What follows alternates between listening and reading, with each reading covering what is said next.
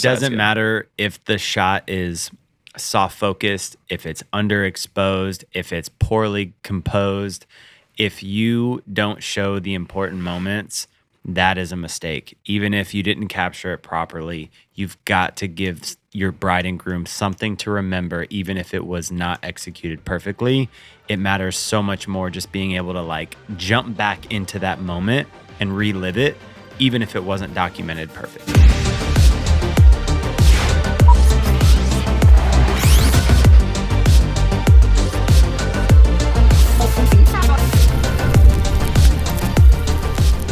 Welcome back to another episode of the Rough Cut Club. I am your host, Joey Nicotra, here with my friend, my entrepreneurial pal, Shane Reitzhammer. Shane, how are you doing, brother? Good, man. Good to be back in the studio and doing a very interesting topic today. Yeah, man. So we've been doing a lot of episodes with guests, but we wanted to kind of take it back today to do a new hybrid episode where we kind of do some Q&A, where we've scraped some questions off the internet. We've gotten some questions from you guys, and it's all about weddings today. So for those of you who don't know, Shane and I definitely got our start in the industry, like most of you guys, shooting a bunch of weddings to start our careers, start making money in the industry. And it was really my foundation getting into filmmaking was shooting weddings. And Shane, all the way back in the day, was really my mentor and was the one who taught me how to film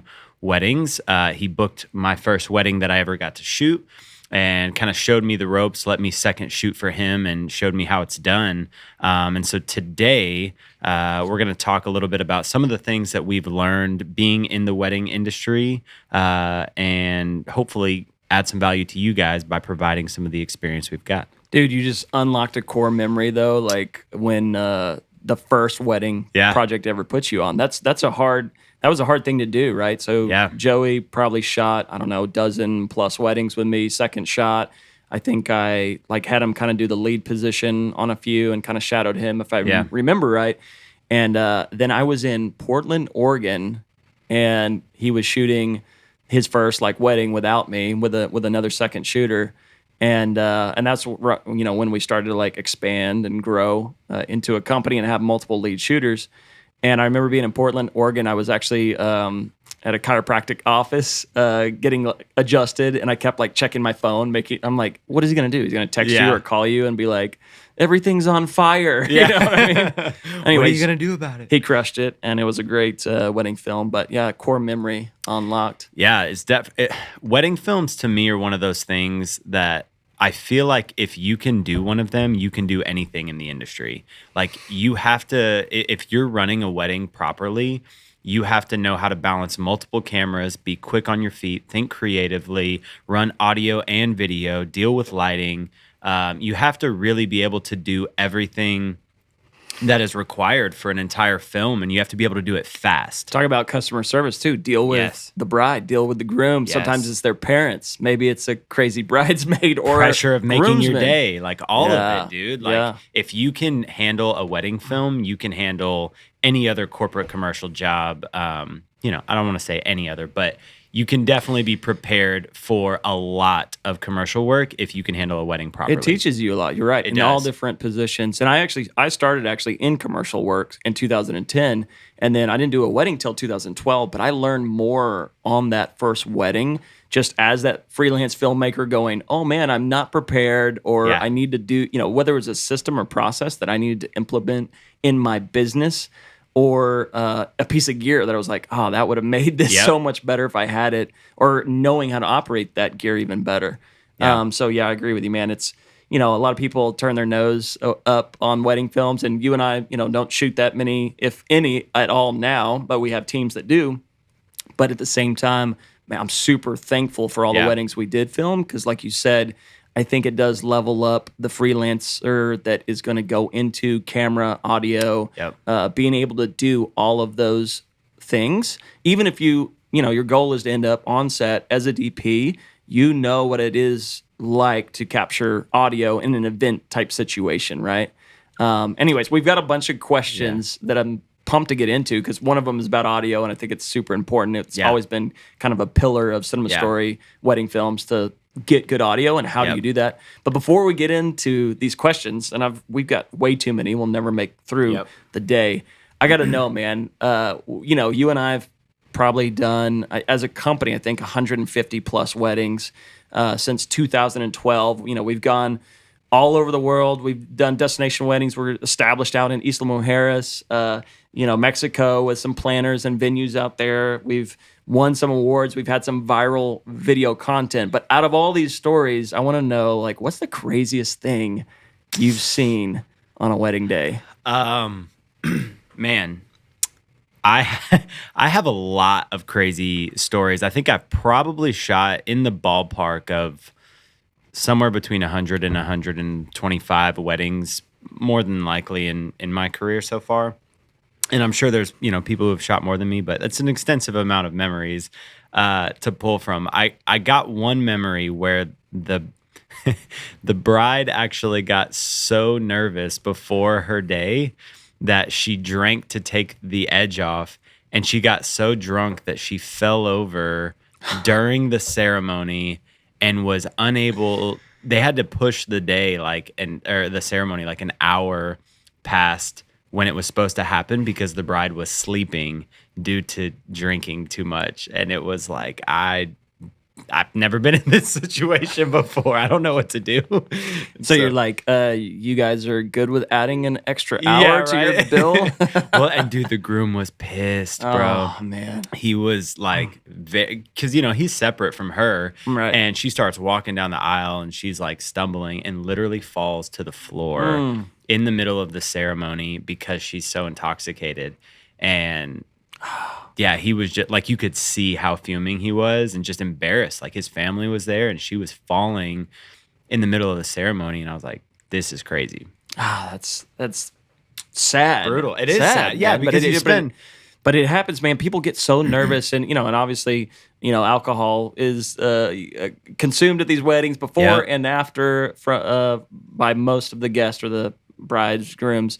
And I've got another story that's similar, and it's way back, but I remember being at a reception, and the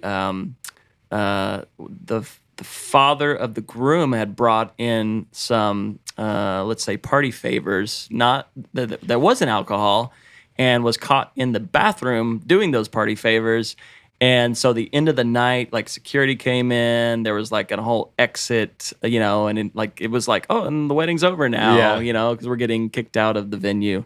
But that one was very unique and different. And this was before you. I forgot to tell you that story, man. That's crazy, dude. You actually had another one. I wasn't there for this. I wish I was, but I remember you coming and telling me. But the DJ. Oh. The DJ tried to fight the father of the bride. This is another probably alcohol or drug infused story. Obviously, don't do drugs and alcohol, guys. But the DJ. Okay, so the setup is this.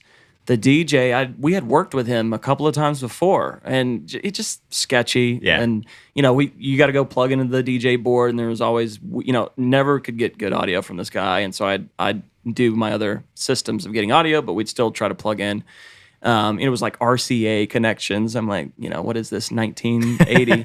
So we it's the last dance, right? The private last dance, and the bride and groom want us in there to capture that moment. And this guy's like, nope, everybody out, get out.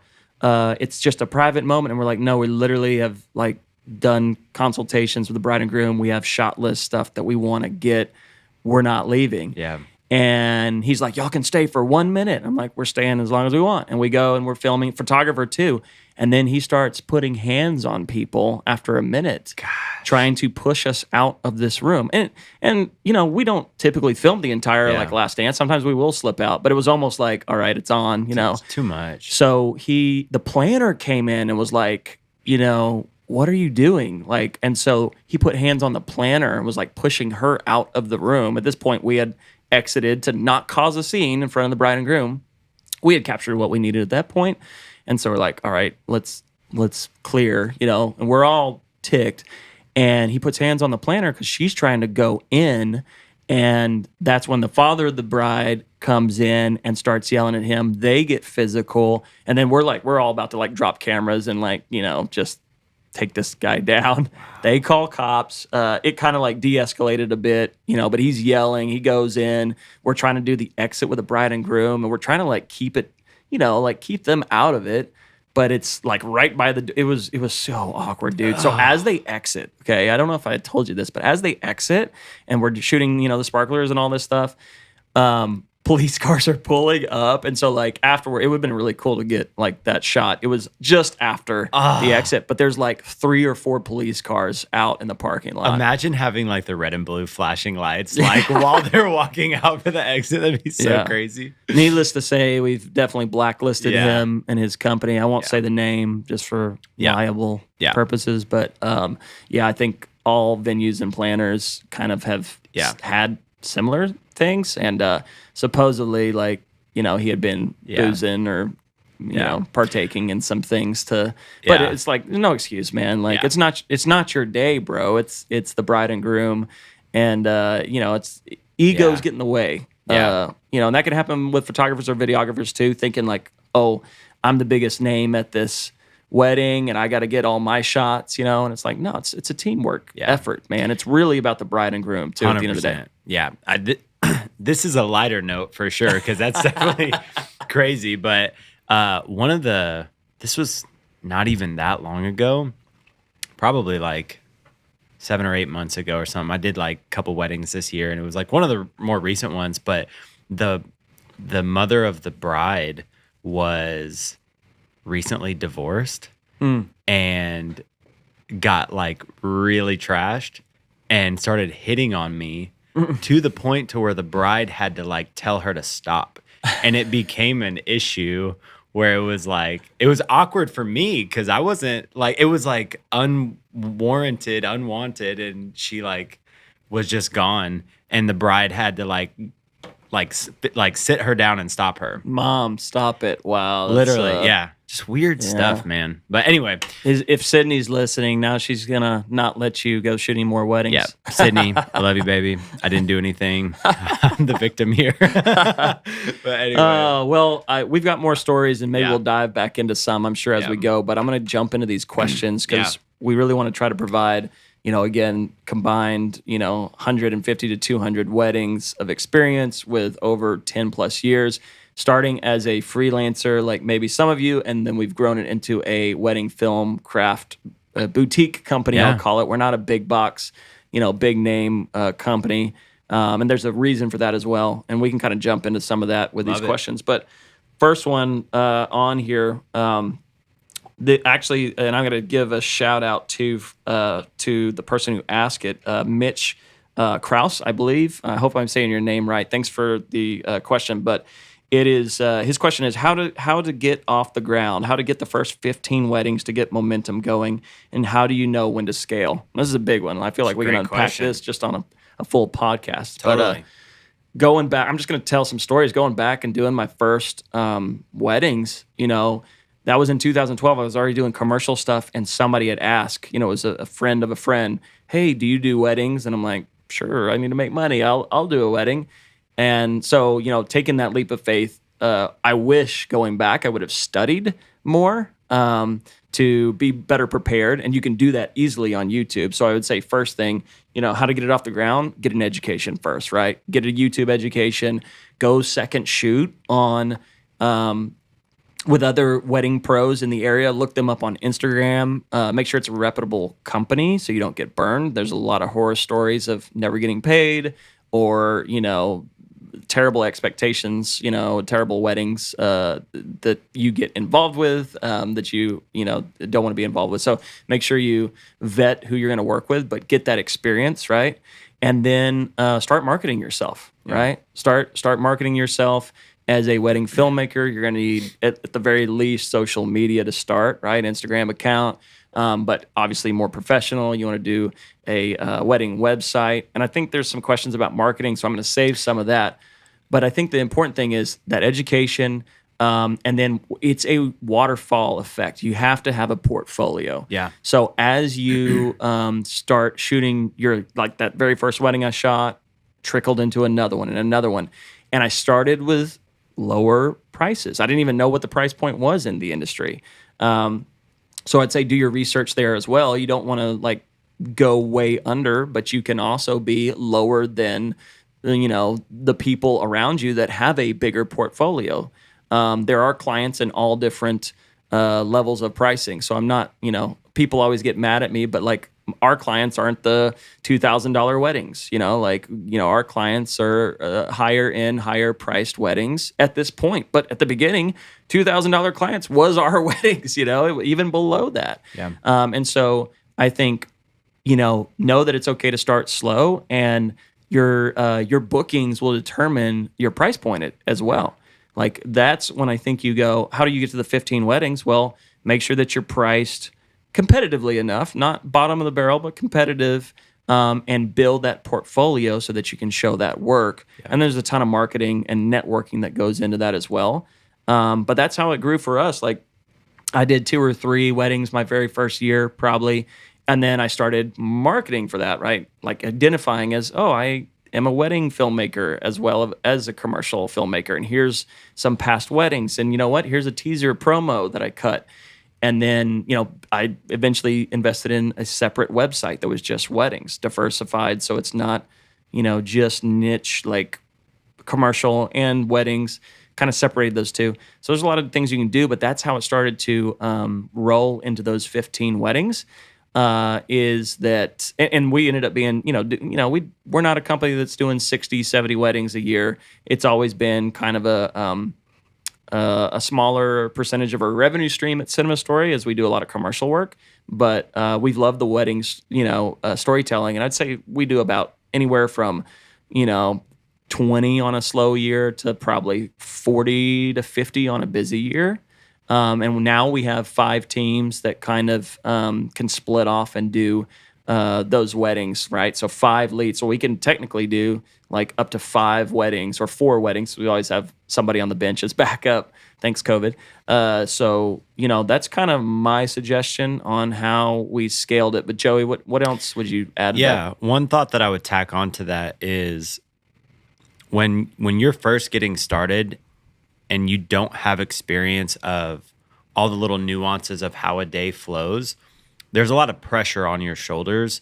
And one of the things that is great is if you can find a friend or somebody who isn't planning on booking a wedding videographer, and you're able to gift them their first video so that you can get portfolio work, there's no pressure on your shoulders on how well you do, because you're giving them something when they would never have had anything to begin with. And so all of the pressure of not knowing what to do on your first day goes away. And it's like those early passion projects where you have to have a proof of concept that you are a wedding videographer. And so if you can find a friend who's getting married and they don't have a budget for a wedding, and you can gift that to them, you can then build your first portfolio piece, make a ton of mistakes on that first job.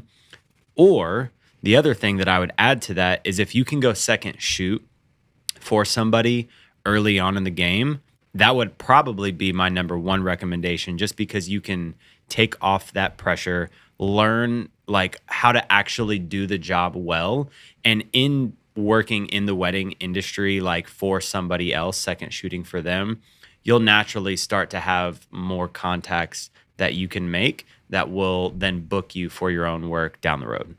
Love that. And if this would have to be discussed with the company beforehand, but if you're able to use your footage that you shot for them, it's make a reel. Yeah, and you make your own, add it to your reel. So you got to be careful with that. Obviously, if they're paying you, then they're owning the IP on the content. But if that discussion is had and there's a contract in place, then that's a great way to build your reel while you're also potentially getting paid for it as well. And I would say too, tack on it, go second shoot for free if you have to get your foot in the industry. So in fact, sometimes we'll need a third shooter, right, for like a ceremony. And we've had people wanting to get in the industry, and we still pay them, 'cause we just want to pay our people. But people have offered, hey, I'll come do it for free. And that's a good way, again, to not even have the pressure that a second shooter has. There are some things that a second shooter has to get in a wedding. And we'll get to that. I think that's another question on here. But love it, man. That's great, man. All right, so here's another one that we pulled. It's And I think this is so important, and there's so many ways to do this. But what techniques do we recommend to mitigate common audio struggles during wedding videography? Well, one of the things that I do when I'm filming is I always have an onboard microphone with me throughout the entire day. I never rely on scratch audio because worst case scenario, if everything that I have fails, I have better backup sound coming in as scratch sound. And that's the foundation for audio that I run throughout the whole day. And even into the reception, when you have all the crazy loud music going, like you never know when there's going to be a moment where you step outside and you get this little great audio moment or something like that. So I always keep my Rode VideoMic Pro on my camera as like the foundation for scratch audio. Outside of that, whenever you're recording like the ceremony or speeches or toasts or things like that, you always try to plug into the DJ board. And I'll say this too, this may be an unpopular opinion, but I actually always prefer to plug into the speaker instead of the DJ board, because the speaker is always going to output the audio that I'm looking for. Whereas I've had it before where I'm plugged into the DJ board and he turns that channel all the way down somehow. I'm not an expert on it, but I've had it where I'm like, dude, I'm plugged in and I lost my feed and it output through the speakers. So I always try to plug in through the speakers as often as possible. And then I would also add to that, we'll use lav mics. So we can put a lavalier mic on the actual I'm sorry, not the bride, never the bride. At least we don't, but the groom and the officiant, and then whoever's giving speeches and toasts, we'll mic them up in advance.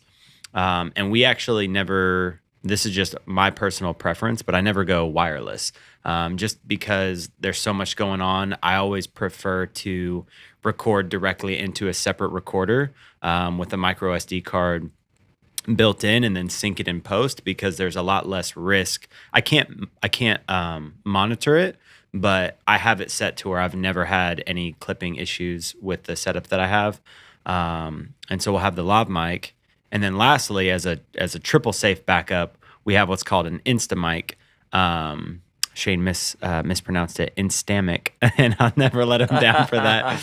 But Instamic, which is basically like it's the size of almost a quarter, and you can put a mic sleeve on whoever's holding the mic, and it records directly into itself, and then you can sync it again in post. I got to share two stories why all of what you said is important. Not about the Instamic. But you plug it into the DJ. So, the reason we learned very quickly to never trust the DJ audio, try to get it, but always have a backup, always have wireless microphones, is for that exact reason. So they might accidentally kill your volume, your feed. And I've recorded a wedding and then got the audio, even did a sound check. Yep. Okay, I'm recording, I'm getting levels, everything's good. I put it down. I have to go start filming the ceremony because it's starting. Come back, and like halfway through, the volume just is gone. Yeah. And it was still, coming through the speakers. And so that's why we were like, if you can plug into a speaker, plug directly into a speaker, because that's so heartbreaking. And then thankfully at that time, we were already doing a second system. I think at that time I was doing microphone, wireless microphone. So not the recorders yet, going to my camera. So I had a backup system, but it was what we also found with that. The story on that was another wedding. We had cross signals with the DJ or with just radio frequency traffic in general. Mm-hmm. Same thing. After the wedding, listen to the audio, and it's got all these radio frequencies and dropouts. And I was like, oh my gosh, how am I going to make this ceremony work? Never going to use, radio frequencies again. And of course, it was partly user error, but it also, because we could search for a better channel. Right. But those channels can be compromised. So in the middle, I've had that on a commercial set. In the middle of a commercial set, a channel gets compromised. Yeah. And so I know RF has gotten a lot better, and there's, better systems out there like the Rode that records as well as transmits. So I would always suggest that. But I love recorders because there's just less to go wrong other than you can't monitor it. Right. But we got to the point where I can't monitor the audio. You know, I'd have to have somebody there monitoring the audio. I can't be running around with headphones and a receiver on my head while I was trying to get the shots that I was doing and communicate with my second shooter. So yeah, man, it's so important. In audio, it only happens once. Those are some of those moments. Ceremony, speeches, you can't be like, oh, do that again. And so you've got to have at least a double, if not triple system. And I got to share one more hack. A filmmaker that used to work for us shared this technique, and I was like, get out of here. This does not work. And I actually used it when I shot your wedding. And I think it came in clutch because I think maybe the DJ might have killed my feed again there. But I don't think I wound up using it. I think you had another backup. Okay, I had 3 backups, if not 4, in place on your wedding, and because that's how important audio to me is, right? And so you take like a Tascam, like you're talking about a Tascam. I think they're called DR10Ls. Yeah, that. And tech guy, and so it's a recorder, that we usually put, on the groom and the officiant, like Joey said, and then I was told to hang it or tape it to the speaker, and you put the limiter on. Like I never usually use limiter. I use the Tascams record 2 different levels. Now they have the 32-bit float, which is great, so you don't ever have clipping issues. But you put the limiter on, you tape it to the speaker, and then everything that comes out of that speaker, even if they kill your DJ feed or there's a weird buzz on the direct out of the speaker, you're getting at least a higher quality. Yeah, and it worked. It did save. It's not amazing, but it's definitely better than not having anything. And I had to use it at a destination wedding one time. Not on yours, but I was in Mexico. Yep. Same thing. The board just wasn't really anywhere for me to come out, and all the speakers were linked together, so there was no out on the speaker available. Yeah. And so I did that system, plus I used the Instamic on the wireless handheld. They had too many speakers rotating through, so I couldn't mic everyone. Yeah. But that way, I still had safe audio. One other piggyback thought, and then we can move on. But I've had another reason why I plug into the speaker and not the board is because I've had wireless mics get used, and we'll do a test on one wireless mic, and somehow it'll get mixed up, and a different mic will get handed to whoever's doing the speech, and then where my channel is plugged into is not actually the mic that is output through the speakers. And so I did all my due diligence, and then a different mic for whatever reason got handed to the speaker, and now I don't have the feed. And so if you plug into the speaker, you always have whatever's outputting to the audience. That's true. And there goes your Instamic too. If you put the Instamic on the one, and I think I remember talking about this one with you. Yeah. And it was like, we put the Instamic on, we had this, but don't worry, we plugged in the speaker, we got the audio, because those things are going to happen, man. Those things, the microphone fails, batteries go out, whatever it is, and they switch mics on you, then you're back to square one. Yep. So don't rely on one, not even 2 sources of audio. And then finally, I'd say too, candid moments, man. Like first look, all that kind of stuff. We love throwing the Tascam or like a wireless recorder on them for those moments too, along with your onboard camera mic, right? Because those moments are some of the most. Now that we're both have been married and we experienced it, those are some of the moments you want to remember, not only visually, but sometimes you want to be able to hear what 100%. Was said. And so it's great anytime you can hide a mic and capture some of that audio. Again, 2 system there. One on the father of the bride, and then you've got your onboard camera mic. Love it. Yeah. All right, man. Well, I think we beat audio to death. There's 100%. There's so much more to that, though. There is. It's so important, but that's a good starting point, I think, for people that are trying to up their game on the audio. But so. Let's jump to this one, because this one's kind of really unique to us as well. But it's, how do you approach clients to record their reactions while they view their wedding film? And this was a great question because I think about a year or 2 ago, we started to up our social media content, trying new things to try to get more views and eyeballs and brides on our Instagram account. And it it's been done before. You know, we were copying other people that we had seen on YouTube doing these reaction videos, right? Brides and grooms watching their film for the first time. And one of our videos went viral. It got 2.3 million views. You can go find it on our Instagram right now. It's great. The couple is great. The story, the editing, everything was great. You know, so one, it was them really, but putting that into place was a great marketing deal because that netted us like 8,000 new It followers. was almost 11,000 actually. Yeah. Wow. So blew us up, 2.3 million views. And people were asking for more of those actually on our YouTube. They were like, when are y'all going to do more of these? And I'm like, as soon as Bride and Grooms will do it for us. So Yeah.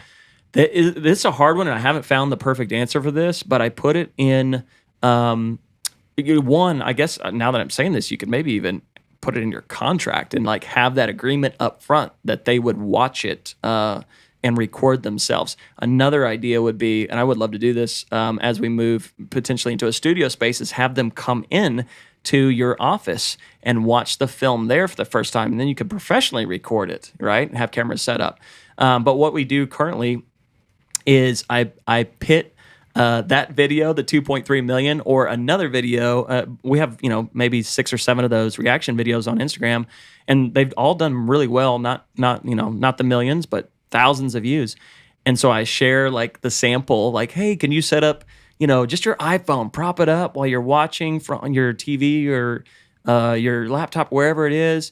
We're just going to cut up and use little pieces, but our team loves to watch your reaction, which is true. We love watching that. And then we also want to share like the best moments on social. By the way, here's an example of one that went viral.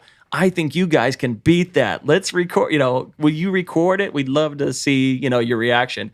And I would say I'm getting like maybe a 50%, no, not even that. I want to say it's 30% success rate, but 30 is better than nothing because it is a big ask. People, it's a private moment at times. And so, I don't think every bride and groom are going, it's not for everyone. But when you do get it, I also would say reward your bride and groom too. There's also, you could suggest perks, right? Like, hey, I'll throw in raw footage hard drive for free, or maybe you've got a thumb drive or a storybook player or something, that you can gift them. Send them a bottle of wine, perhaps, right? To $3 Chuck from TJ's, baby.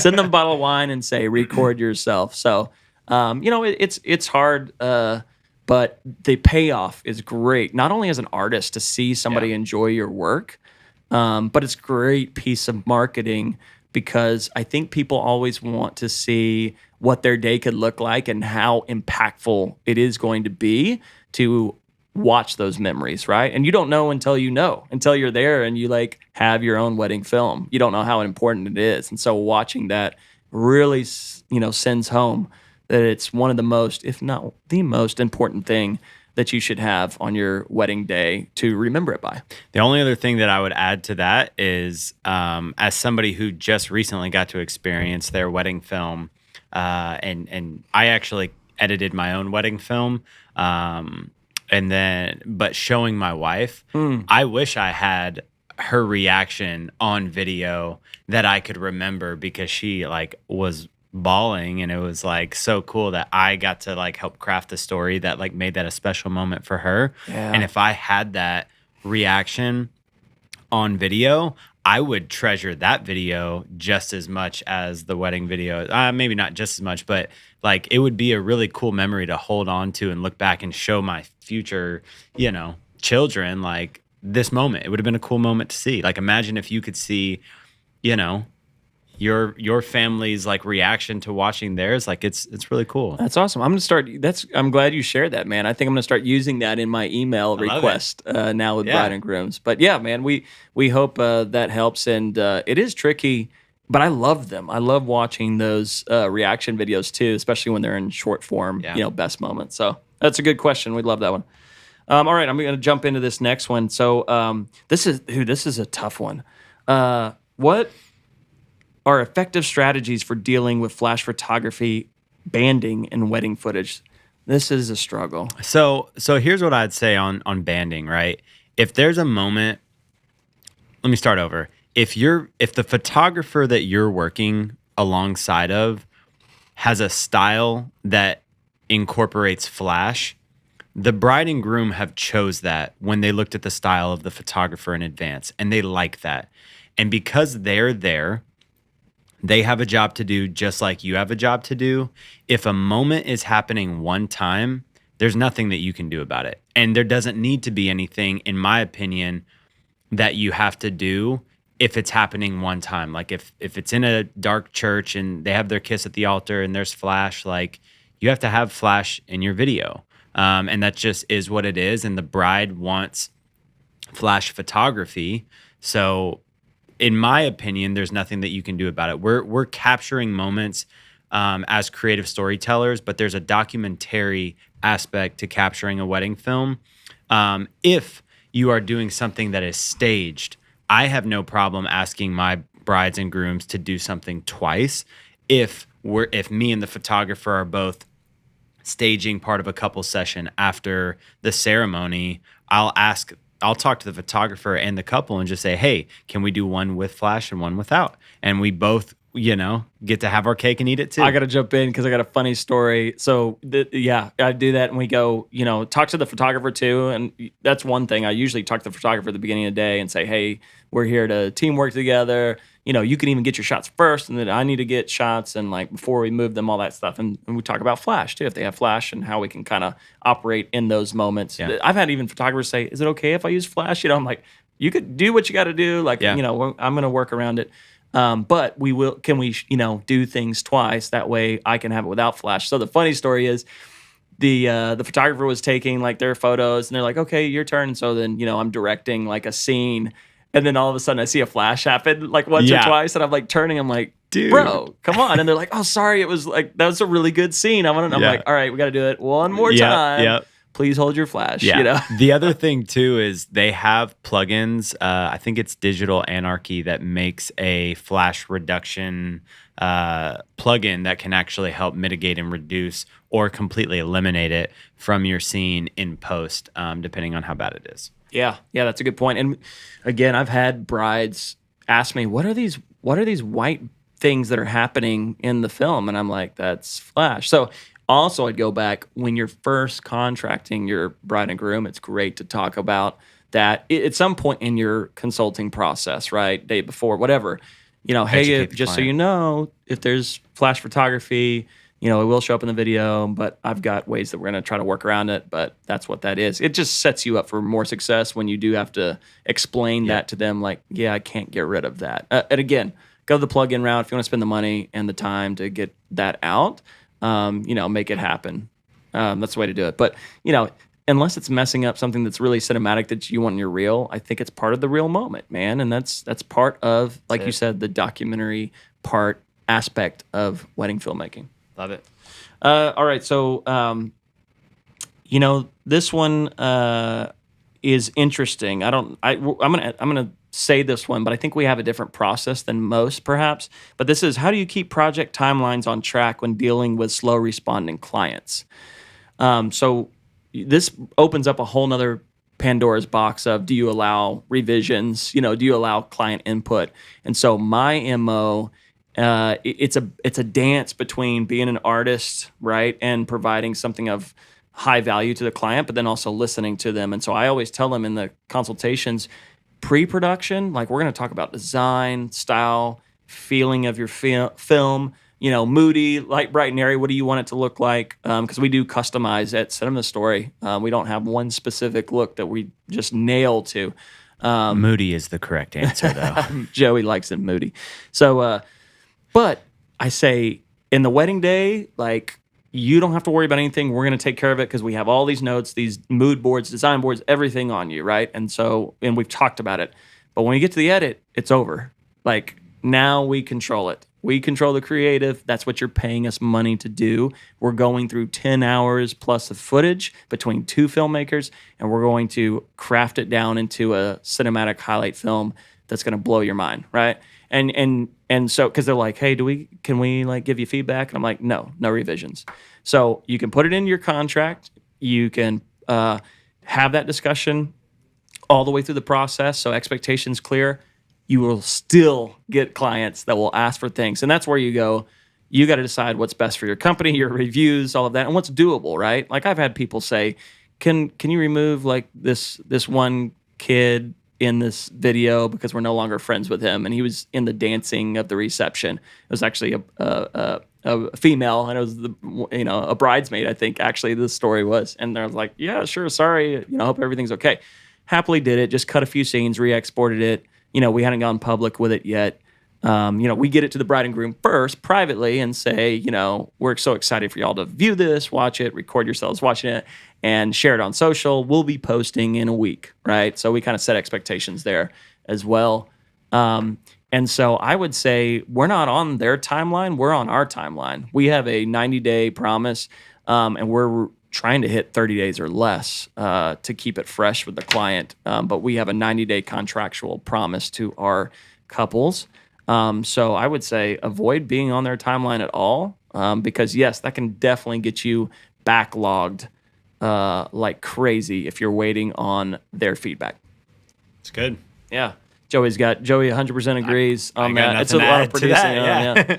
Well, so let's go on to this one. How can I balance creativity with a couple's expectation in a wedding video? Honestly, I think I just answered that too. Be upfront with it and decide that at the beginning of the process, don't wait till the end. That's where it gets messy, and you have to do a lot of problem solving, and you're always going to be weighing your review or a lawsuit or whatever, right? That's like the biggest fear. Like, oh, we're going to get sued. Like, you don't want to be dealing with that in the end, even though you're going to have to every once in a while. So, mitigate those issues at the very beginning with clear communication and better contracts. The other thing, too, that I would say is from a creativity standpoint, I think it's important when you're trying to build a wedding company that you brand your company with a specific style of video where, for instance, some companies will just do musical montages with no audio at all.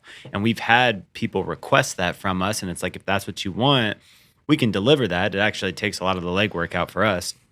But I think in terms of like creativity, when a bride and groom discovers you guys, they're going to choose you for the creativity that you bring as a stylistic, pillar of your business. And so just, like we tell stories out of order. That's kind of one of the things that we feel like elevates the film and makes it more interesting rather than telling it from a linear standpoint. And so that's kind of a branding move for us. And so in terms of them speaking to the creativity of elements like that, or the look and feel of a piece, or, even the length of the film, all of that should be kind of expected in your style and why they're choosing you to begin with. 100%. I mean, it's like somebody, coming to a car dealership to buy a sedan, like a 4-door car, but they're like, no, but I want it to be a minivan. It's like, no, we don't make minivans here. Right. You know what I mean? So like we know how to do it, but that's not our style. And so I agree. We're kind of in the middle of like, we customize as much as we can, but you're right. We have brand standards that we hold to, because that's what people come to us for. Right. So that's great, man. Great input there. Yeah. This is kind of into the edit and the creativity as well, and this is a great question I've seen a lot of videographers struggle with, and I'll share a personal story with this too. But what are some good music sources for wedding videos to avoid copyright issues? So, starting out, I did not do my due diligence. I did not know enough about copyright, because at the time it was like, oh, these are private wedding films. They're just going to watch it at home together once a year, that type of thing. And that was mostly the case. It was private showing. Doesn't still make it right to use like copyrighted music. But I quickly learned, I was like, if I'm scaling and using this as a business and using these pieces as marketing, or, 2012 to now, everything's on the internet. Everybody wants to share everything on the internet. So the bride and grooms are going to want to post that film. So you've got to have copyright-free or licensed music that you can use in all of your films. And it's so, so important to do that, not only to protect yourself, but to protect your couple and the longevity of them being able to utilize their film on a platform, a public platform. Yep. The two that I personally like the best are musicbed.com and artlist.io. I personally found that those are my go-tos that I have found the most success finding a song that I will add to a film. But there's a ton of other ones. There's Soundstripe, Epidemic, Firefly. Um, I'm sure there's a handful more. Song Freedom. I think Song Freedom turned into Firefly. Yeah. So I agree with you on those two. And I will say this: if you do have a couple, and this is your style, where you're like, yes, I'll go license a copyrighted track. There is a site, because we get asked this a lot, like, can you do this? Or I've seen videographers like, how do I use a copyrighted song? Can I even do it? And I did a lot of research, and there's a site, I believe it's called tracks.com, and you can actually use copyrighted music, but it costs a ton. I mean, it's like they're working deals with the label. Yeah. And so like and so I tell brides, they're like, oh, I really, I have to have this song. I'm like, yeah, let me go find out the price. And I'm gonna come back and I'm like, hey, it's $5,000. Do you want to use that for your thing? And they're like, oh no, never mind. Right. So now you have that education, you can avoid doing the legwork and just say, hey, it's going to be around this price. That usually stops it pretty quickly. Yeah. And back to your point, Music Bed has a lot of great, they're not jingly songs. Same thing with Artlist. And I would say you have to pay money to get good content too. Music Bed's not cheap. Artlist isn't necessarily cheap. So it's spend money for good quality music. Right. Well, and I think it depends too on how much you're outputting. If you're outputting, X amount of projects a year, especially if you're double dipping into the commercial space where you need to use those anyway, it pays for itself really quickly.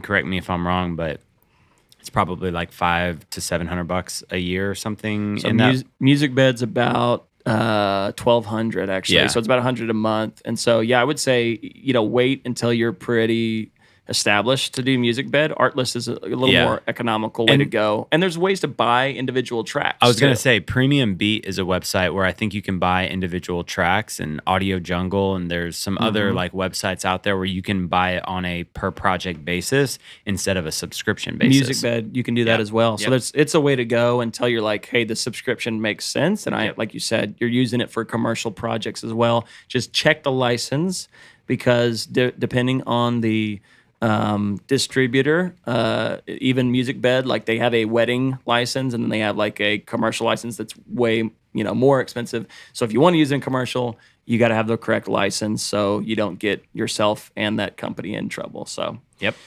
good piece of advice, man. Let's jump into this one. Because this kind of goes a little bit, this is a little piece of it, having that subscription. How should I price my wedding videography services? We kind of covered that of how to scale up. But I would say you need to know the cost of doing business, right? So, and music is one of them. Knowledge is power. So knowing that you need copyright music, go research and go, am I going to pay for an individual song and it's $50, or I'm going to do a $1,200 a year, subscription? What am I going to invest? And then you got to line item everything that it takes to make a wedding film. Your time, pre-production time, how are you delivering the video files? Are you sending it via Dropbox? Are you doing so much volume that you have to pay for a Dropbox subscription? Can you do it on Google Drive for free? What are all the little things that add up? Insurance, that's where you get your cost of doing business, and that's going to be your base, I would say. And then you decide what the market can bear, right? So research what other companies are charging, and then find a competitive space in there. And then also your price says a lot about your target audience too that you're going after, right? So do you want to, do $1,500 or $2,000 weddings, and is that your clientele? Or are you looking for, the luxury clients, bigger weddings that end up being, sometimes more cinematic, and you're doing, the 6 to 10K weddings, 6,000 to 10,000 weddings. So find your base, right? And then decide what your market can bear, and what it can bear in Texas isn't the same as what can bear in New York, in Cali, or any other state. It's going to depend on even your city. Yeah. The biggest thing too, outside of even all of those, that's really the nitty gritty, secret sauce of knowing how much hours and costs go into the business. But even on the just basic production and post-production side of things, you have to know from experience how many hours in post you typically spend on an edit. And so I think back in the day, you were you could do one in about 20 to 24 like total hours, which is way faster than I can do them. But it would take me somewhere between like 30 to 40 back when I was making like 8-minute films. I could definitely do like a 5-minute one now in less time. But if you know that you're going to be spending 25 hours in the edit, you got to ask yourself, what do you want to make an hour to edit? And then factor that into your post cost. And then, knowing your on-set cost as well. Like if you and a second shooter are going to be there for 8 hours for the day, that's pretty obvious math, but adding that to the post-production and the pre-production and the other costs of doing business will help give you that number. Yeah, and talking about the edit real quick too, because that's a good point. It took me years to get, and my fastest flip was, under 20 hours. I think it was 16 hours. And it was for like 8 to 10 minute film. And I mean, lived and breathed until it was done because we were backlogged. Yeah. And it turned out to be an awesome film, I think, because I just focused so much time and just knocked it out. But but some editors will take 60 hours, right? And so you do have to be careful of like, well, I want to make 30 an hour, or 50 an hour, or 100 an hour, but it's going to take me 60 hours. That's partly of leveling up your game of speed as well. Art is art. If it does take you that long and you can charge it, that makes sense. But what we've told even our editors, like, hey, it's a flat rate because we say this should take you somewhere between 20 and 30 hours on average to do this film at this amount of rate. So you do have to kind of be fair to yourself and the market as well and go, well, just because it takes me 60 hours, the average for this should be XYZ. So that's what I'm going to base my rate on, right? Instead of going, well, it's going to take me 60 hours, and I guess I have to charge $8 for that hour, right? Yeah. You know what I mean? To make it like economical, because you're just starting out, right? But you'll get faster and faster as you go. All right, man, that's a great one. I think, pricing is such a hot topic as well, and we kind of covered a little bit of it at the beginning too. Try not to be the race at the bottom, right. But I am going to be that guy that, it's okay to start lower, and then build your rate up as your portfolio grows. Yeah, I mean, at the end of the day, we're all artists. As much as we're doing, business, like when you're making films like this or any types of films, you're making art. And as an artist coming up, you have to understand that you're not going to be a super highly paid artist when you're trying to get your foot in the door. Mm-hmm. It's just not how it works. Like you have to work hard to make better money in the industry, and it will not happen overnight. You have to have a starting portfolio, and then you have to scrap that portfolio and make a better portfolio, and then you have to do that 12 more times over, you know what I mean? And like you slowly level up your prices. And the way that I've always looked at it is when I was coming up, I would charge lower prices. Say I was doing a $500 video, I would do those until my calendar was filling up. And then I realized the quality of work that I was outputting was growing past the prices that I was delivering. And I needed to raise my prices to then free up more of my calendar. And so I would say in the same way with pricing your wedding films out, when you can start filling up your weekends, you can start raising your prices. Yeah. And don't forget your edit too, because I think a lot of what I've seen on the forums too is people are backlogged for months and months and months, and it's just like, don't forget that you got to shoot that, but you also have time. You have to have time to edit that. Yep. Right. And so, man, that's a great point. And I would say on that note of increasing your price, we try to increase the price almost every year. So I'd always say constantly level your price up, okay? As your portfolio and your target market changes. You might find that sweet spot though, right? We did sit for several years because we wanted the volume coming in, right, of weddings. And I would also say that, the people in the forums are going to hate me because they're going to say like, when new people come in and they're like, hey, I'm charging $1,500 for a wedding, and everybody's like, get out of here, you're ruining the industry. And it's like, dude, like those clients are not your clients anyways, right? Like you're no longer going after the $1,500 bride. You're going after the 4,000 or three or whatever it is, right? So you don't need to worry about the new guys coming in because they're going to quickly learn that the cost of doing business isn't at that 1,500 mark. And you'll see that there's a lot of, now to their point, a lot of companies are giving the industry a bad name because they go bankrupt, they never deliver the edits, they hire out these random, freelancers because they're charging $1,200. So there are some bad apples out there, but I would say for the guys that are starting out, that are growing, it's okay to start there and then just quickly grow, because you're going to find that the cost of doing business in your backlog of edit costs way more than you think it does, and you've got to compete at a reasonable price into the market. And you don't want to overcharge too soon. Like if you go out there and charge a premium for your work when you have no portfolio, and then you have to come back like with mistakes throughout the edit, and the quality is not actually matching the price that you're delivering at, that's an issue. Like you have to increment your prices up in conjunction with the quality that you're delivering. Absolutely. I've seen a response on, like, I think it was a news article or it was in the forums that somebody had shared, but it was basically like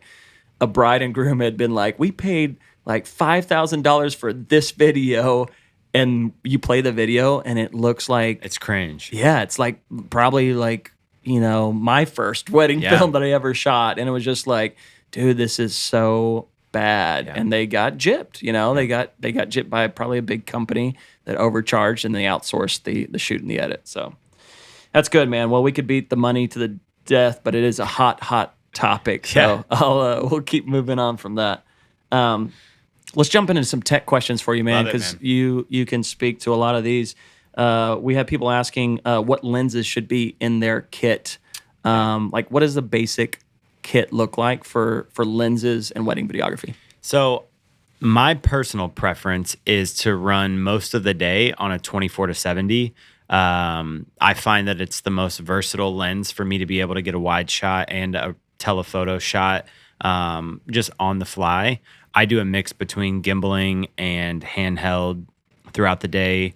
And I'll typically put my second shooter on a 70-200 on a monopod where they can get more static shots that are more telephoto.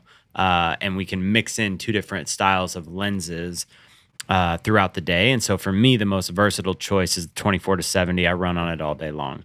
That said, you can get some, if you have time, you can get some really, really pretty shallow depth of field shots with primes if you want to quickly swap one on, or have your second shooter run with one for a certain section of the day. Yeah, that's great. I love if you have the money and you can mix in a few more. I love seeing like a macro lens, like an 85 or something that it's, and you're doing the rings with. I mean, you can still knock it out with the 24-70 and it looks beautiful, but like you said, if you have time and you're in the reception, you can throw a macro on. It's nice to have something like that. And then finally, I was always a big fan of wide, so like a 16-35. However, you're really only going to use that on like establishing shots. So it's kind of like the drone, like you need it, it's great, but to your point, the 24-70 is like your sweet spot. It's got a little bit of everything, and it's beautiful what you can output with it. Yep. The drones are like, I heard it put one way, drones are like Tabasco sauce. Little bit makes it just right. Too much ruins the whole product. So true. And so if you can't oversaturate a film with drone footage, it's just like Tabasco. You need just a little bit. Dude, that way back in the day, in 2012, a little bit after that, I got the Phantom 1 with the GoPro on it. It looked terrible, bro. Like, that's why you don't want to even look at those films anymore. But everybody was like, oh my gosh, you have drone in your wedding films. And it was a hot selling point. And it is standard now. Like, if you're doing a wedding film, everybody is going to ask you, like, do you have drone? And yeah, we do drone. But I feel like we use it less and less and less because it is overused. And it's like, yes, show the venue in all its glory. Can you do a cool transition shot with a drone? Are you getting, like, the FPV stuff they're mixing into weddings? That's pretty cool. But I'm like, how are these guys having time to like choreograph and plan this shot out? Somebody, if you're doing this and you're listening to this episode, write us and tell us how you do that, because I have to be able to do that. It looks awesome. I love it. it's a lot. But yeah, I agree with you, man. It's kind of like a dying fad. I feel like that got us a long way at the beginning, but now it's just oversaturated. Yeah, you got to have a little bit of it, but just never too much. Yeah. All right, man. Well, I know we are going pretty long on this, so I'm going to have to skip through some of the questions. But I think this one is a good one that we should cover because it's part of growing from a freelancer to a business. And I see this question a lot. Has anyone hired an editor? What are things to consider before hiring one? So, yeah, we have a lot of personal experience doing that over the years. And I would say first, don't ever outsource to well, I shouldn't say don't ever. In our experience, I would not suggest outsourcing to any, international company where you don't have that relationship with the editor one-on-one, getting the film to the quality that you want it. So I would say first, source somebody locally if you can that you can work with, because they're going to really have to learn your style of film and how you edit. And you don't have to do that in person, but it's nice to have them within reach as well to hand off drives, especially if you're not paying for like a cloud storage, setup yet. So I would say hire somebody locally. Know that first one or two projects takes a while for them to get up to the speed and expectation and even style of your delivery, unless they're already really established and they can learn your style. And then also, I would say one more tip: everybody leaves. So, like at Cinema Story, we have in-house editors, awesome wedding filmmakers, film editors that have been working with us for years and years and years now, and we've helped develop the relationship and the style. And they brought their value to us, and we've shown them like, hey, this is how we want our wedding films to look. So it's a slow process, I would say. It's not like, oh, I'm backlogged 10 weddings, I'm just gonna dump it on somebody's lap. You're not going to get the results you want. Not that I have ever experienced, right? And so we've actually, tried to do that in a busy season, and we had to bring it all back in house and just get it done. Hence the 10 hours, and Joey's knocked out weddings, like that for us too. So one, and this was way back. If any brides are listening, we never outsource. We only use people in house. And we work with them very closely on that.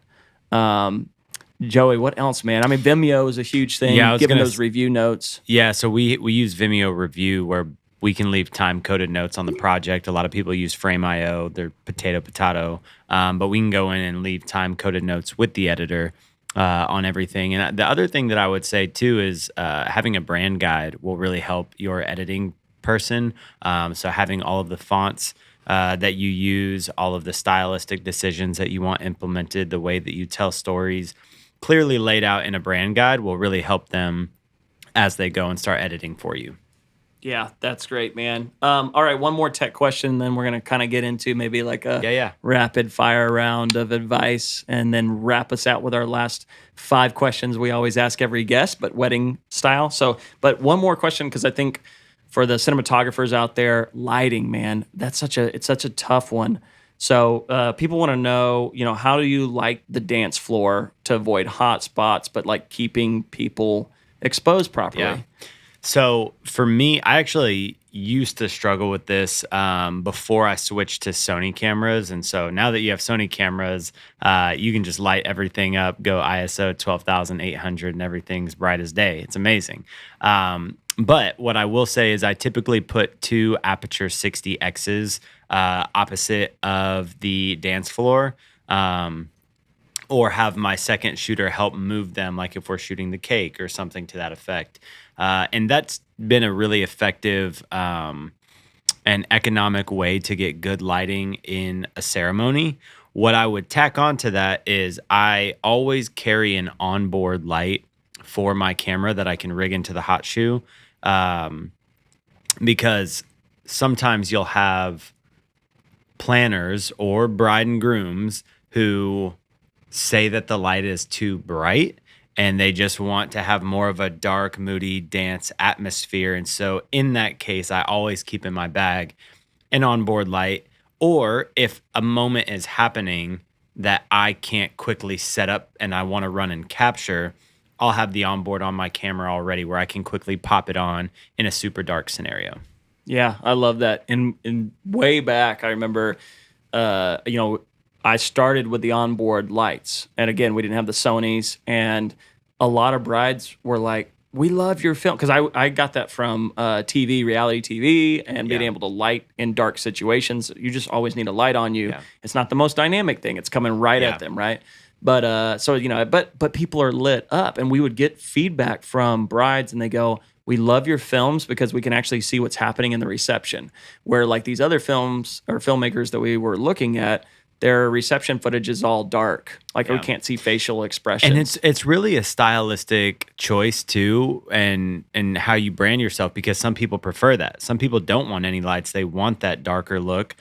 Some people like the flat look. Some people like the dynamic look with cross lighting. And so like there's a lot of different ways that you can do it. I've also seen people hire second shooters to just come and light everything from the side, and they're just following them around, side lighting with a handheld light. And there's a lot of different methods that you can do. And it really goes in my opinion, it's how you like your wedding films to look, how you want to light them moving forward so that you can brand yourself with that style of lighting, and brides will choose you because of it. Yeah, 100%. Well said. All right, man. Well, I'm going to get to a rapid fire round. I'm just going to spit out some pieces of advice from the producing business side. Cool. And then perhaps, and you've already covered a lot of the gear side, but I'll ask you maybe like, we'll start with you. What are some of, what are the gear, what is the must-have pieces of gear for a wedding? He calls this the rapid fire round. I'm just expecting to spit them out. Yep. Gimbal, drone. Man. I would say you want a gimbal, you want a drone, you want multiple tripods, you want multiple cameras, 70 to 200, 24 to 70, multiple ND filters, Pro Mist filters if you can, Zoom recorder, XLR cable, quarter to quarter cable, RCA in case you got an old dinosaur DJ in there. You want to make sure that you have lav mics, 2 to 3, Instamic, onboard mic, multiple SD cards, multiple batteries, multiple chargers. You got to have quite a kit. And that's just off the top of my head. That is a rapid fire round, ladies and gentlemen. And hard drives for hard drives and getting all the footage. Yeah, maybe you said that. And lighting. And lighting. Yeah, there's so much stuff you have to have. That's great. I would say just from a business side, make sure you have a solid contract in place, have insurance for you and for your team members that are going out. So you got to have a COI for most venues. They'll ask for that. So go ahead and get a agent and get insured. Drone license. Make sure every lead shooter you are hiring or that's flying a drone has a Part 107. 107, thank you, Joey. He's one of our licensed to fly over here. Licensed to fly. You got to have a Part 107 because venues will also require that as well, and it's legally just the right thing to do. Have a backup plan. This is a big one that I learned, obviously with COVID, and even before that, I had, what happens if you have a family emergency, right? So who is your backup person? I've had other companies ask us in situations, and unfortunately, like we were already booked, we couldn't help them. So have a clear backup plan in place for your contractual agreement. So it's like, hey, and we have that at Cinema Story. We have 5 filmmakers that we do leads for. And so, we don't book them all. So we always have a couple of people on the bench that can come off the bench and cover that wedding. And so same thing with that. Make sure that, if you don't have a team, who is a filmmaker in the area that you can link up with and have that discussion ahead of time and be like, hey, can I come to you as a backup if ever needed? Because last thing you want to do is go to that client and say, hey, I'm not coming to your wedding, even though contractually I agreed to be there, and it's the day before because, you've had a family emergency or you're sick. So, and I'll end with that, man. Last thing, make friends in the industry. Vendors are going to be one of your biggest referral sources. Start with venues, planners, photographers. That is your 3 key, and in that order. Venues and planners. I will say planners probably have brought us the most referrals, but if you can get in with a venue and you're on their preferred vendor list, which you can't just go and ask. Like, you got to show the work. You got to, show that you're a great vendor for that venue. that is how you can start ramping up a lot more referral leads. And those, I find, close the best because they came from a friendly source that is vouching for the quality work that you do. Love it, dude. Boom. So good. All right, man. Well, let's wrap out with we're gonna bounce back and forth with these 5 questions. Love okay, it. so we're both not gonna answer them just for time. But these are the 5 questions we ask every person on the podcast. We kind of changed them a little bit for the wedding side. So if you could go back and start from day one in the wedding film industry, what is one thing that you would change? I would have implemented more. There's a lot of things I would have changed. I would have implemented different lighting sooner. I would say that I got stuck in my ways early on. Like I learned one way of doing a wedding film, and it took me a long time to stretch out of doing stuff a certain way and growing past a certain way of learning how to do them. And so for me, I would have studied more films and tried to emulate films that I respect the exception on sooner. That's great, man. I got so much to say on that, but I'm going to keep my mouth shut for time. But you're 100% on. What excites you the most about the current wedding film market? This one's for me. Man, I would say that, it's actually kind of scary right now. I think 2020 was a big change, and I think brides are a little more nervous to book something so far out. But what I am excited about is that's kind of going away. Events are happening, obviously, like everybody's back. But we had noticed a trend of brides waiting till like 6 months before or 3 months before, even a month before to book a wedding. Yeah. Before we would book out, a year in advance. But I'm saying it's good news is around the corner. We had a bride booked 2 years in advance just recently. So it's coming back. People, the good thing about this industry, people are still getting married. They're always going to get married. And it's video is now a prime part of that experience. And I think it is, one of the top, it is actually the biggest thing that people regret not having. And we use that stat. Feel free to steal that stat. It's from brides.com. It's great when you're talking to your clients. It is the number one regretted piece of the pie that brides regret if they don't have wedding videography. Love it. But it's exciting. Video is king now, and there's more and more weddings that are happening. Me and my wife love our wedding photos, but I haven't made prints of them yet. And granted, I'm in the video industry, but we've gone back and watched our film 25, 30 times together, and being able to relive the day through video is something that I will never regret spending money on.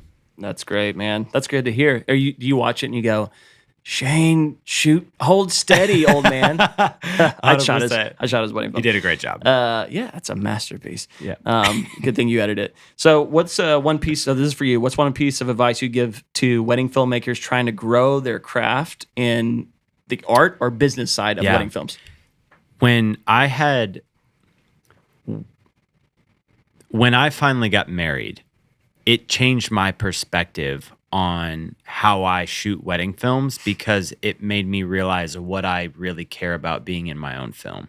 Prior to getting married, when I was editing or shooting for a bride and groom, I was so wrapped up in how it was a reflection on me and my work, and I put less focus on making it something that the brides and grooms can remember, even if it's not a perfect reflection of what I could do. And I think that once I finally had that revelation of, man, it doesn't matter how good it looks. It doesn't matter how the light, how the lighting appears on these people. Like the moment that they're able to relive is the most important part, hands down. And you've got to keep that on the forefront when you're making wedding films. I loved when you had that epiphany. By the way, I got to share this because Joey and I review everything that goes through the company. He kind of looks on the cinematic side. He's the cinema of Cinema Story, and I'm the story of Cinema Story. And so where we'll go through it, and before he'd be like, nah, that shot just doesn't work, man. It doesn't look good enough. And I'm like, Joey, we need this in there. Like, I promise you, they're gonna want to see this. And he's like, well, it's soft focus or whatever it is, right? And then when you had your wedding and you said that, I was like, yes, like I got a little, you know, you understand the story side is so important, but we always want to make sure the cinematic. It doesn't matter if the shot is soft focused, if it's underexposed, if it's poorly composed. If you don't show the important moments, that is a mistake. Even if you didn't capture it properly, you've got to give your bride and groom something to remember, even if it was not executed perfectly. It matters so much more just being able to like jump back into that moment and relive it, even if it wasn't documented perfect. Yeah. Yeah. Now, if everything's soft focus, you have a bigger problem. It's new age filmmaking, guys. Yeah. All right. Where are we as an industry headed in wedding filmmaking? What should we all be focusing on right now? I would say upping your social content, candid, raw moments. It has done really well for us. Also, people love pieces, right? They love shorter just pieces that they can share. So not only are we turning over wedding films now, which is like in our contract promise, but we are giving them like bonus little social pieces that then they're going out and sharing. So I think everyone should be focused on, you see that in the music video industry. We talked about another episode, you know, music artists, performing artists are like wanting little short videos. They don't even care about the longer video anymore. So I would say start thinking about maybe, and we need to think about this, how can you package smaller form content? In fact, I've heard this, and we just got asked to do this. I haven't told you yet, but we've asked to been a content creator for a celebrity for her wedding, and it's like coming out to just shoot little shorts instead of the wedding film. And it's like, that's becoming a thing, and it's becoming popular. So I think look where we're headed with social, TikTok, Instagram, Reels, YouTube Shorts. How can you monetize that? I love that, bro. That's great. All right, man. Last one. Who's a wedding filmmaker that you admire and why? I think two answers probably come to mind. I really like how the wedding poets tell stories. To me, they do a really, really great job of capturing the day in a really artistic way, but still with like high cinematic, just higher quality cinematic experience for the viewers. I think they do a really great job. And there's another guy, his name's Jake Weisler. I always like his films, man. They're super clean. They look cool. He tells stories in a really great way. And I've looked to his films to gain inspiration for how I can do my own. So those two guys definitely stand out. That's awesome, man. Yeah, I agree with both of those. They're great. And there's a dozen more that I look up to and respect, but those are two prime examples. Hey, we hope this episode's been a help if you're starting out in the wedding film industry, or maybe you're in a rut, or you're looking to expand and grow into a production company from a freelancer. Feel free to DM me directly, anything business, wedding film related. I would love to chop it up with you, give you my 2 cents on how to scale and grow those things. We've got some secret sauce that I'm willing to spill. And so, DM us directly. Joey is your resource for all things cinematography and business. Feel free to DM either one of us on Instagram. Reach out. We'd be happy to pour more of our experience into you guys. Yeah. And the other thing, too, is Shane and I just created 20 questions that every bride and groom should ask their wedding videographer. Boom. Yeah. And so we want to give you guys this free resource. All that you have to do is go, we'll put a link on here. You go sign up for the Rough Cut Club podcast newsletter, and then we will ship you that PDF. And it's a really valuable asset that it's 20 things that you should be able to answer that bride and grooms know to ask. Okay. And so looking at these, and if you don't know the answers, we can help you too on that. Love it, man. Well, this has been a great episode. Thank you so much for your wisdom pouring into the episode. And just aside from that, thank you for pouring into me, helping me learn how to shoot these crazy things called weddings. And so appreciate you. And thank you for sharing your knowledge and expertise, man. Absolutely, man. Absolutely. If you can see a Joey Nicotra wedding film through Cinema Story Wedding Films, they are gorgeous. So Much appreciated. The mentee has become the master at wedding cinematography. So I definitely look up to Joey Nicotra, admire this guy as a wedding filmmaker. But Joey, how can they get a hold of us, follow us? Yeah, man, we are on all things at the Rough Cut Club. If you got any questions, if you want to reach out, get connected, follow at the Rough Cut Club. If you've listened to this point, we thank you so much for tuning in, and we hope to catch you on the next episode of the Rough Cut Club.